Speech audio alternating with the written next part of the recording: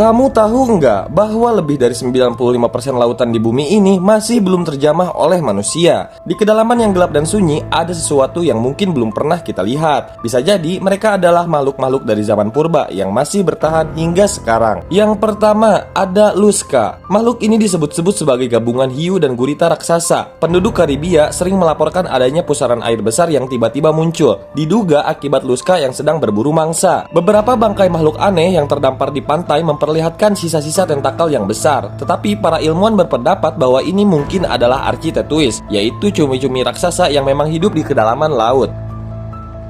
Bukan cuman itu, ada satu makhluk misterius yang konon terlihat di lautan Antartika. Namanya adalah Ningen. Makhluk ini digambarkan seperti sosok humanoid raksasa berwarna putih tanpa wajah yang jelas. Beberapa foto dan video dari kapal-kapal penelitian Jepang menunjukkan sesuatu yang aneh di permukaan laut, tetapi tidak ada yang bisa menjelaskannya dengan pasti. Apakah ini spesies yang baru, paus albino, atau sekedar ilusi optik? Sampai sekarang keberadaan Ningen masih jadi misteri.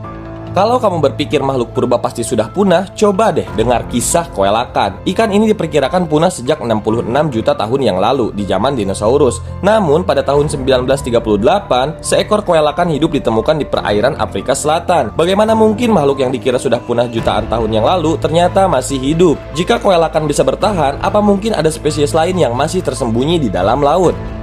Yang terakhir dan yang paling terkenal yaitu Megalodon, hiu raksasa yang pernah menguasai lautan 3,6 juta tahun yang lalu. Dengan panjang lebih dari 18 meter dan gigitan sekuat 40.000 Newton, ia bisa merobek paus hanya dalam sekali serangan saja. Tapi pertanyaannya, benarkah ia sudah punah? Beberapa nelayan melaporkan melihat bayangan raksasa di bawah kapal mereka. Sonar bawah laut juga pernah menangkap objek seukuran bus yang bergerak cepat di kedalaman samudra. Bahkan beberapa gigi Megalodon yang ditemukan ternyata belum mengalami fosiliasi yang sempurna, seolah-olah baru saja rontok dalam beberapa ribu tahun yang lalu. Jadi, mungkinkah monster ini masih berenang di perairan dalam yang belum kita jelajahi?